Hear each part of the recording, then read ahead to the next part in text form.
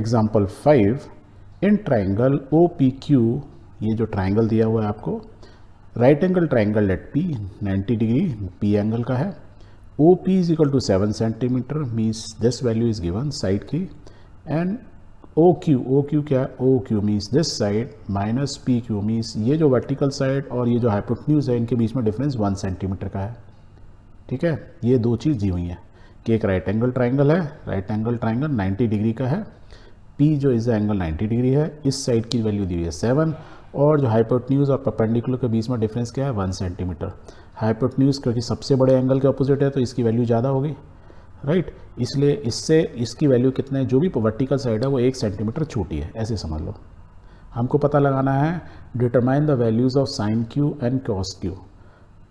कौन से एंगल की बात कर रहे हैं हम, यदि ध्यान से देखें तो हम एंगल क्यू की बात कर रहे हैं, और यदि ये एंगल क्यू है, ये राइट एंगल ट्राइंगल है, साइन क्यू और कॉस क्यू की बात करेंगे तो इसके रेस्पेक्ट में परपेंडिकुलर क्या होगा, उसके opposite, that means this is my perpendicular and this is my base. तो ये हम यहाँ पे लिख लेते हैं। जब आपको बहुत ज़्यादा प्रैक्टिस हो जाएगी तो आपको ये लिखने की ज़रूरत नहीं पड़ेगी, तो आपको याद ही रहेगा कि ये परपेंडिकुलर है, ये बेस है। अभी इनिशियली हम लिख ले रहे हैं, लिखने से क्या हमारी गलती नहीं होती है। जब आप साइन क्यू की वैल्यू निकालोगे, नहीं तो हो सकता था आप साइन क्यू की वैल्यू में इसको परपेंडिकुलर ले लें, इसको बेस ले लें, क्योंकि नॉर्मली हमारे दिमाग में क्या होता है वर्टिकल इज ऑलवेज परपेंडिकुलर, जबकि ऐसा है नहीं। जिस भी एंगल की हम बात कर रहे हैं उसके ऑपोजिट जो होता है परपेंडिकुलर, और जो उसके एडसेंट होता है बेस। यहाँ तक क्लियर?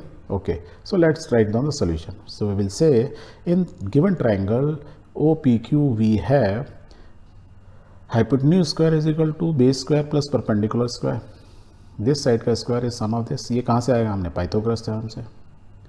यदि ये पाइथागोरस थ्योरम है तो यहाँ पे देखो ये एक और वैल्यू दी हुई है, तो यहाँ पे हम ओ क्यू यहाँ से निकाल सकते हैं। तो ओ क्यू की वैल्यू यहाँ लिखें तो मैं क्या लूँगा, इसको राइट साइड में लेगा 1 प्लस पी क्यू लिख सकता हूँ, तो let's write it down.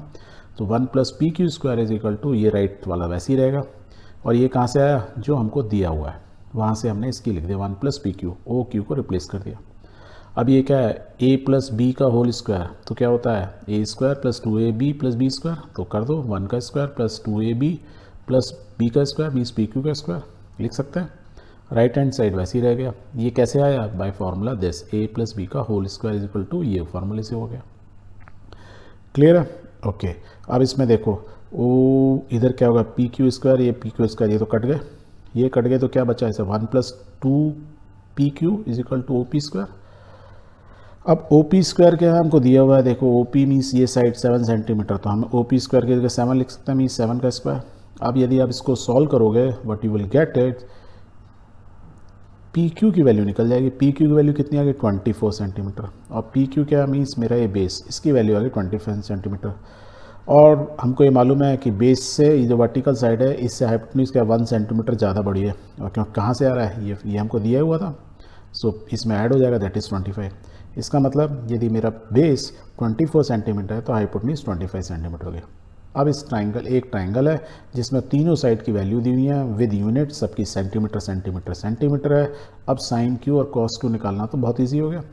Sign Q क्या होगा, इस क्या है परपेंडिकुलर अपॉन हाइपोटेन्यूज, तो परपेंडिकुलर क्या है पी क्यू अपॉन 27 और 25, 7 अपॉन 25 एग्जैक्टली में कॉस क्यू का बेस अपॉन हाइपोटेन्यूज, तो we can write cos Q की वैल्यू क्या होगी 24 upon 25, and that is what we were suppose to find out. तो हमने